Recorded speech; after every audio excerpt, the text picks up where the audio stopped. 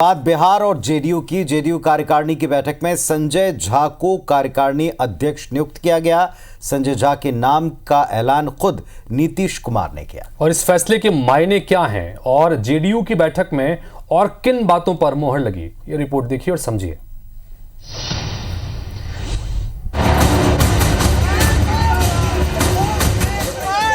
नीतीश के मन में क्या चल रहा है, वो कब क्या फैसला लेंगे, सिर्फ और सिर्फ नीतीश कुमार को ही पता रहता है।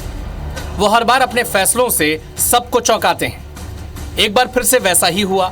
शनिवार को जदयू की राष्ट्रीय कार्यकारिणी की बैठक हुई, जिसमें नीतीश कुमार ने सबको चौंकाते हुए ललन सिंह को साइड करते हुए संजय झा को पार्टी का कार्यकारी राष्ट्रीय अध्यक्ष नियुक्त कर दिया। बैठक के दौरान नीतीश ने ही संजय झा के नाम का ऐलान किया। बहुत बड़ी जिम्मेदारी हमारे नेता और हम लोगों के राष्ट्रीय अध्यक्ष मुख्यमंत्री नीतीश कुमार जी ने दिया है। मैं उनके प्रति कृतज्ञता व्यक्त करता हूं और निश्चित रूप से नीतीश कुमार जी ने बिहार को ट्रांसफॉर्म कर दिया 20 साल में। तो इनके काम को, बात को लेकर के अन्य जगह भी जाना, ये एक उद्देश्य रहेगा, लेकिन बड़ी जिम्मेवारी है। जेडीयू की राष्ट्रीय कार्यकारिणी की बैठक में कई अहम मुद्दों पर चर्चा हुई। मसलन झारखंड विधानसभा चुनाव में इस बार पार्टी अपना प्रत्याशी उतारेगी। 2025 का विधानसभा चुनाव नीतीश कुमार के नेतृत्व में ही लड़ा जाएगा। बिहार को विशेष राज्य का दर्जा मिले और आरक्षण को 9वीं सूची में शामिल करने की मांग भी इसमें शामिल है। विशेष राज्य का दर्जा और स्पेशल इकोनॉमिक पैसेज के लिए हम लड़ते रहेंगे। जो बिहार सरकार ने आरक्षण लागू किया था, जिस पर सुप्रीम कोर्ट ने, हाई कोर्ट ने बैन लगाई है, उस पर हम सुप्रीम कोर्ट में जाएंगे। उन्होंने राष्ट्रीय कार्यकारिणी के सामने घोषणा की है, अब वो सदैव के लिए इसी गठबंधन का हिस्सा रहेंगे, दैट इज एनडीए। यानी जेडीयू बिहार के लिए विशेष राज्य का दर्जा देने की मांग पर कायम है। खैर, अब सवाल यह है कि आखिर नीतीश कुमार ने संजय झा पर दांव क्यों खेला, उनके इस फैसले के मायने क्या हैं?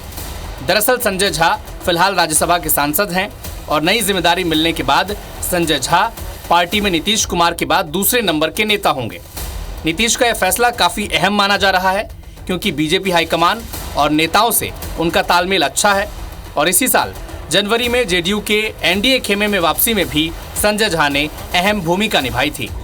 अब जब नीतीश विधानसभा चुनाव में व्यस्त रहेंगे, तो संजय झा अन्य राज्यों में संगठन और चुनावी तैयारियों पर फोकस करेंगे। Bureau report, IBC 24।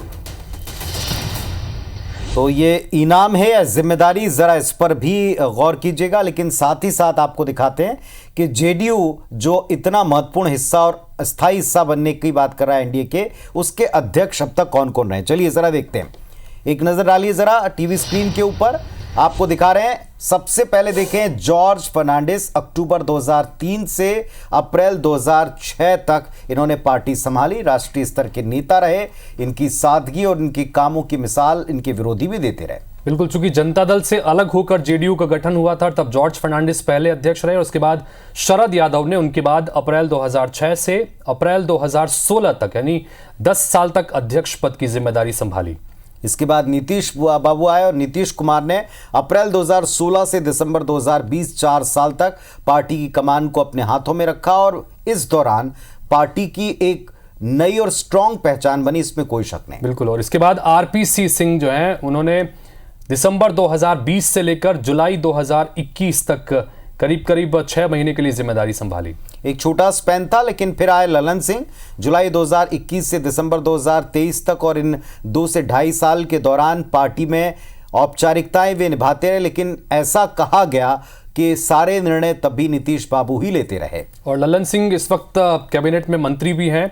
इसी तरह से इसके बाद नीतीश कुमार दिसंबर 2023 से लेकर अब तक जेडीयू के अध्यक्ष की जिम्मेदारी संभाल रहे हैं। और अब देखते हैं कि संजय झा को जिम्मेदारी देने के बाद में क्या पार्टी के भीतर बदलता है और पार्टी के निर्णयों में झलकता है।